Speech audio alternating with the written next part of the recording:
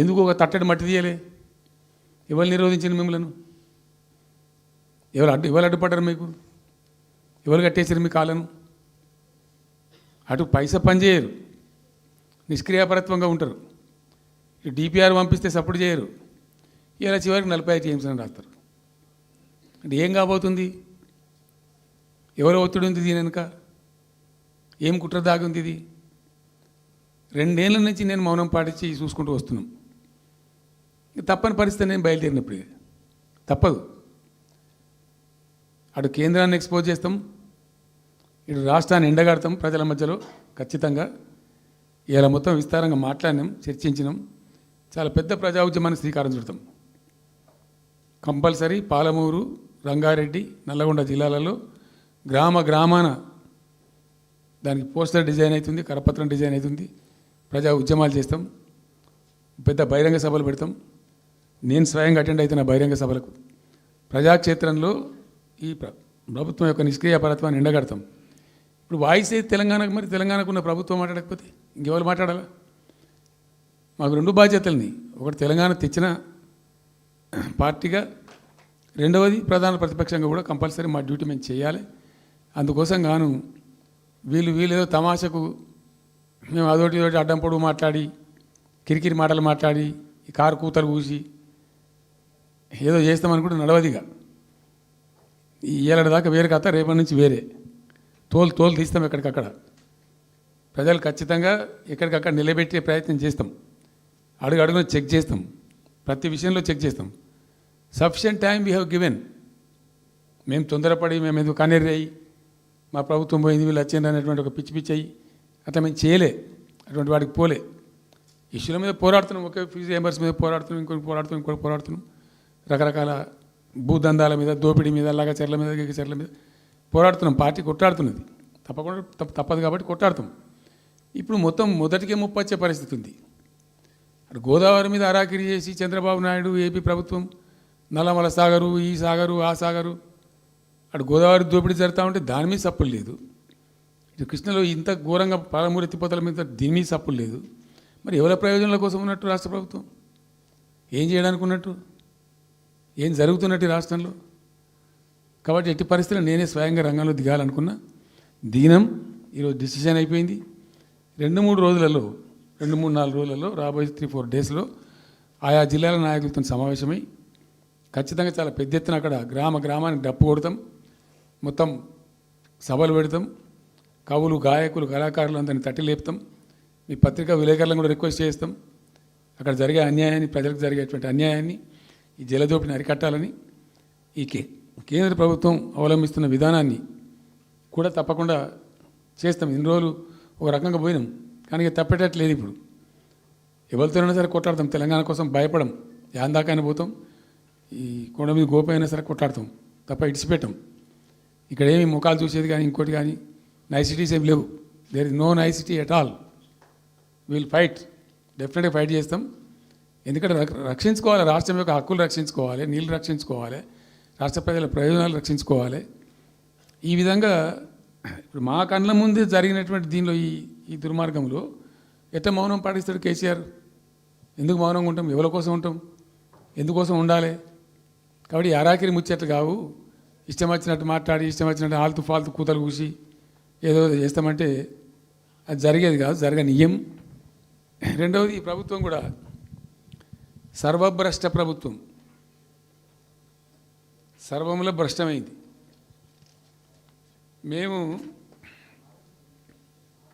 చెప్తా, బీజేపీ కథ కూడా చెప్తా. ఎందుకు చెప్పా? డెఫినెట్గా చెప్తాము. అరే నువ్వు మా ఇంట్లోకి వచ్చి మాకు దోసుకపోతా అని ఊరుకుంటామే? నాకు అర్థం ఎవరైతుంది? ఏమైనా ఉండొచ్చు కాక, ఏమైనా ఉండకపోవచ్చు కాక, నీ చేయబెట్టి పైసలు కూర్చుకుంటా అంటే ఊరుకుంటామా? సాధారణ కడికైతే కొట్లాడతాం కదా. యాక్చువల్లీ ఒక పద్ధతిలో ఈ రాష్ట్రం ఒక క్రమ పద్ధతిలో మంచిగా ముందుకు పోతూ ఉంది. సంక్షేమం విషయంలో కానీ, అభివృద్ధి విషయంలో కానీ, పారిశ్రామికీకరణలో కానీ, ఐటీ రంగంలో కానీ, క్రైమ్ తగ్గించడంలో కానీ, లా అండ్ ఆర్డర్ మెయింటైన్ చేయడంలో కానీ ఒక మంచి పద్ధతిలో పోతూ ఉంది. ఇవాళ ఏందండి, జంట నగరాలలో పట్టభాగాలు నడి రోడ్డు మీద హత్యలు జరుగుతున్నాయి. అడిగే దిక్కు లేదు. మానభంగాలు జరుగుతున్నాయి, రేపులు జరుగుతున్నాయి. ఎన్సీఆర్బీ రిపోర్ట్ ప్రకారంగా 20% క్రైమ్ రేట్ పెరిగింది తెలంగాణలో. పీస్ఫుల్ స్టేట్ ఉండే, ఫ్రెండ్లీ పోలీసింగ్ ఉండే, అవన్నీ ముఖ్యమైపోతున్నాయి ఇవాళ తెలంగాణలో. చూస్తున్నాం మేము, మనం పాటించడానికి చూసుకుంటూ, గమనించుకుంటూ, రికార్డు చేసుకుంటూ అని చర్చ చేస్తున్నాం. ఎప్పటికప్పుడు పెరిగిపోయినాయి. వాగ్దానాలు ఏంటంటే వీళ్ళు చేసినాయి. మంచిగా ఉన్న ప్రజలను, మాకు ఓటేసే ఉద్దేశంలో ఉన్న ప్రజలను పచ్చి అబద్ధాలు టెంప్ట్ చేసి, మోసం చేసి, ఈ రాష్ట్ర ప్రజానీకాన్ని మోసం చేసి, దొంగ మాటలు చెప్పి, మాయ మాటలు చెప్పి, అర్రాస్ పాటలు వాడినట్టు వాడినండి. వేలం పాట వాడినట్టు. కేసీఆర్ 10,000 ఇస్తాడు రైతు బంధుకు, మేము 15,000 ఇస్తాం.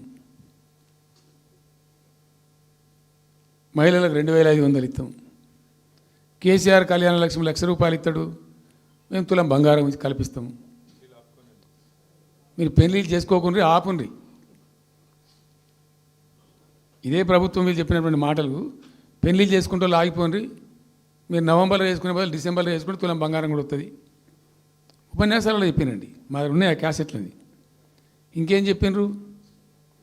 పెన్షన్ తీసుకునే ముసలి ఎవరు అవుతున్నారో నవంబర్లో తీసుకోకుండా డిసెంబర్లో 4,000 వస్తుంది. తెల్లారే ఇంకేం మాట్లాడిండ్రు?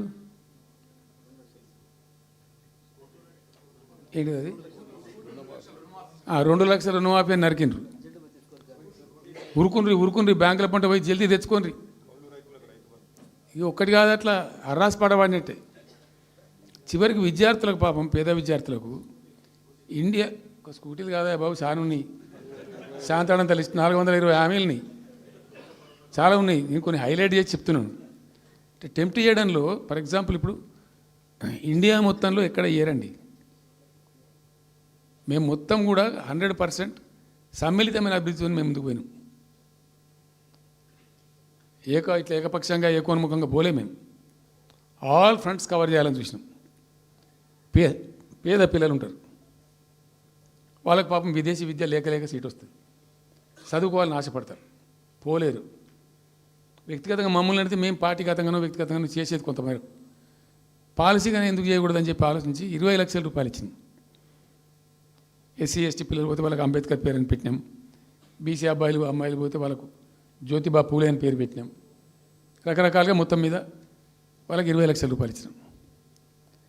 అంటే ఎట్లాంటి ఇష్టం వచ్చినట్టు అది కూడా పెంచుతాం. కేసీఆర్ 10 లక్షలు ఇస్తే మేము 12 లక్షలు ఇస్తాం. దళిత బంధు